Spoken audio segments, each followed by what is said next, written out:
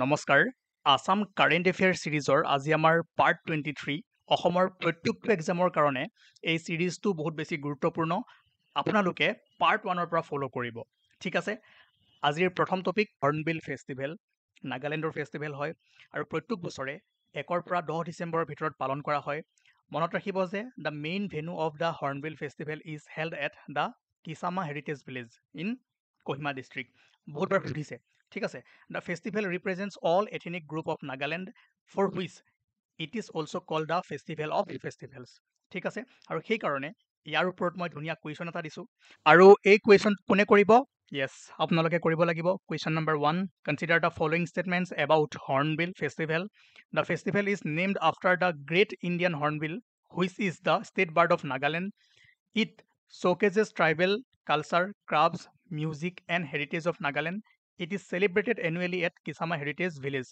প্ৰত্যেকজনে জানে ইয়াৰ উত্তৰটো আপোনালোকে কমেন্ট সেকশনত লিখিব ঠিক আছে তাৰ পিছত নেক্সট চান্দবি ফেষ্টিভেল লাইফুটা অফ চান্দবি ফেষ্টিভেল ইৰেক্টেড এই চান্দবি ফেষ্টিভেল প্ৰত্যেক বছৰে 5 দিনীয়াকৈ উদযাপন কৰা হয় জানুৱাৰী 1 তাৰিখৰ পৰা জানুৱাৰী 5 তাৰিখলৈকে ঠিক আছে আৰু ইয়াৰ মেইন এট্ৰেকশন কি হয় the folk culture local handlooms and dresses and boating লগতে আপোনালোকে জানিব লাগিব যে কিমান চনত চান্দুবি লেকটো ফৰ্ম হৈছিলে আৰু কোট আছে কোনখন ডিস্ট্ৰিক্টত আছে ইয়াৰ পৰা ডাইৰেক্ট কুৱেশ্যন সুধিব আৰু ইয়াৰ কাৰণে আপোনালোকে এটা কুৱেশ্যন কৰক কুৱেশ্যনটো হ'ল যে which of the following statements about Chandubi lake is are correct এইটো 2 নম্বৰ হ'ব ন okay Chandubi lake is a natural lake located in Rabha Hasong autonomous council Kamrup district This lake was formed by the 12 June 1950 earthquake that hit Assam. The lake is situated at the foot of Garo Hills along the Assam-Meghalaya border. The Sandobi festival is celebrated annually around this lake promoting local culture and eco-tourism. সকলোৱে প্ৰত্যেকজনে question number 1 আছে ৰে hornbill ফেষ্টিভেলৰ ওপৰত question number 2 আছে চান্দুবিৰ ওপৰত আপোনালোকে দুইটা কৰক আৰু এইখিনি কৰিলে বহুখিনি বস্তু আপোনালোকৰ মনত পৰি যাব ঠিক আছে বড়ো সাহিত্য সভা ফাউণ্ডেশ্যন ডে কেইটামান পইণ্ট মনত ৰাখিব যে 16 নৱেম্বৰ 1952 বড়ো সাহিত্য সভাৰ প্ৰতিষ্ঠা হৈছিল আৰু it was founded under the presidency and leadership of Joybhadra Hasgir at Basugao in district of Kokrajhar. বাকি এটোটো জানি the Boro সাহিত্য সভা promotes the Boro language and Boro literature. Okay, ঠিক আছে তাৰ পিছত book on solid waste management released a scientific book that seeks to redefine the approach to waste management and highlight its direct link to the nation's food chain was released recently at Guwahati Press Club. বুকখনৰ নামটো মনত ৰাখিব Understanding of Solid Waste Management to Save the Food Chain. ঠিক আছে আৰু written by Dr.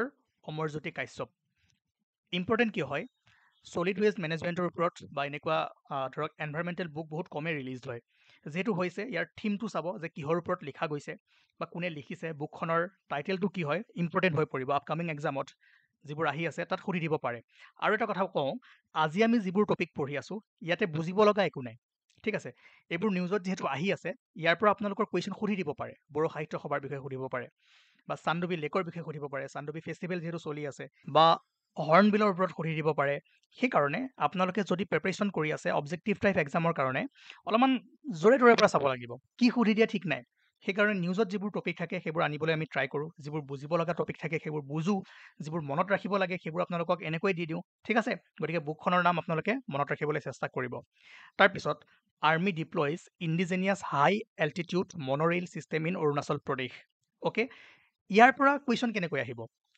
ঠাইখনৰ নাম সুধিব অপশ্যনত দিব অৰুণাচল লাডাখ ঠিক আছে উত্তৰাখণ্ড বা দি দিলে কেৰেলা গম পালে নাই গতিকে বা কেতিয়াবা দি দিব পাৰে মেঘালয় সেইকাৰণে ঠাইখন মনত ৰাখিলেও এই কুৱেশ্যনটো বনি যাব অ'কে কি আছে কি হয় সেইবোৰ নাজানিলেও চলি যাব হ'ব তাৰপিছত বৃন্দাবনী বস্ত্ৰ অসমলৈ আহি আছে আপোনালোকে জানেই 2027ত আহিব আৰু 18 মাহৰ কাৰণে ইয়াক ডিছপ্লে কৰা হ'ব ক'ত ৰাখিব লাগিব য়েছ অত্যাধুনিক এটা মিউজিয়ামত ৰাখিব লাগিব তাৰ কাৰণে JSW গ্ৰুপে মিউজিয়ামটো বনাই আছে আৰু ব্ৰিটিছ গভৰ্ণমেণ্টৰ পৰা আহি ফালে চাব মিউজিয়ামটো যদিহে সেই ষ্টেণ্ডাৰ্ডত হয় তেতিয়া বৃন্দাবনী বস্ত্ৰখন 2027ত পঠিয়াই দিব আৰু 18 মাহৰ কাৰণে আমি চাবলৈ সক্ষম হ'ম ঠিক আছে অসমবাসীৰ কাৰণে এটা ভাল দিন আহি আছে আৰু সকলোৱে অপেক্ষা কৰি আছে এই টপিকটো আমি আগতেও কভাৰ কৰিছিলোঁ কিন্তু এতিয়া যেহেতু আকৌ নিউজত আছে আমাৰ CM ছাৰ গ'ল গৈ ফালে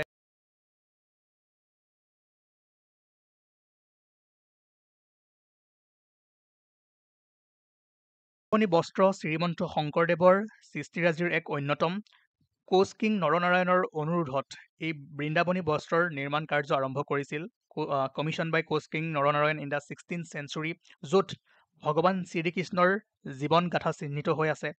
এই বস্তুটো মনত ৰাখিব যে অৰিজিনেলি 15টা পিছত আছিলে। It was later assembled into one exhibit. The artwork travelled from Assam to Tibet before being acquired by British Museum in 1904। 1904ত ব্ৰিটিছ মিউজিয়ামত ৰখা হৈছিলে আৰু অসমৰ পৰা তিব্বত হৈ ব্ৰিটিছ মিউজিয়ামলৈ গৈছিল। ঠিক আছে, এইটো মনত ৰাখিব। আৰু বৃন্দাবনী বস্ত্ৰ ৱাজ 120 হাত ইন লেংথ এণ্ড 60 হাত ইন ব্ৰেথ। ঠিক আছে, 2 measures of হাত ইজ ইকুইভেলেণ্ট টু 1 yard।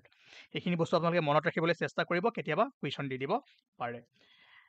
তাৰপিছত minimally invasive open heart surgery performed at AMCH, ground breaking medical achievement হয়।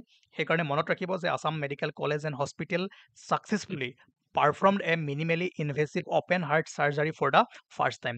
চিম্পল কুৱেশ্যন সুধি দিব। ঠিক আছে, নামটো সুধি দিব কোনখন মেডিকেলত, হ'ব?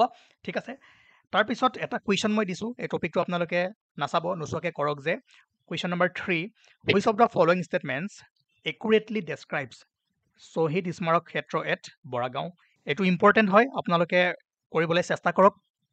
ঠিক আছে, যদি ভালদৰে পঢ়ে, ইয়াতে লিখা হৈ আছে, কিন্তু ভাল কুৱেশ্যন হয়। আপকামিং এক্সামত এনেকুৱা কুৱেশ্যন এটা দেখিবলৈ পাব। ঠিক আছে, গতিকে আজি আমি এইকেইটা টপিক পঢ়িলোঁ। নেক্সট ছেশ্যনত আৰু কেইটামান ভাল ভাল টপিক পঢ়িবলৈ চেষ্টা কৰিম। আৰু বিশেষকৈ আজি যিমানখিনি আমি পঢ়িছোঁ মনত ৰাখিব লাগিব। আৰু আপোনালোকে চাব, আপকামিং যিবোৰ এক্সাম আহি আছে এইখিনিৰ ওপৰত কিবা নহয় কিবা এটা কুৱেশ্যন সুধি দিব। কালিলৈ আমি পঢ়িম হৰ্ণবিল ফেষ্টিভেলৰ ওপৰতে আৰু অলপমান পঢ়িম।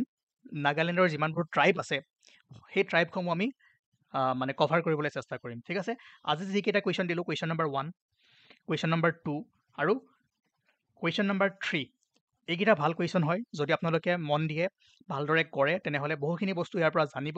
আৰু প্ৰত্যেক দিনাখনে আপোনালোকে যদি পাৰে নোট কৰি যাব। ঠিক আছে, তেতিয়া ৰিভিজন কৰিবলৈ সহজ হ'ব। বাকী যিসকলে PDF-সমূহ লৈ আছে, মইতো গ্ৰুপত আপোনালোকক দি দিম। ঠিক আছে, আৰু যোৱাকালি যিটো প্ৰেক্টিছ কুৱেশ্যন দিছিলোঁ, ইয়াৰ উত্তৰটো কি হ'ব? য়েছ, মচুৰ দাল, চুগাৰ এণ্ড চল্ট, এনেকুৱা কুৱেশ্যন সুধি দিব আপোনালোকক। সেইকাৰণে ৰেডি হৈ থাকিব, যিকোনো সুধিব পাৰে।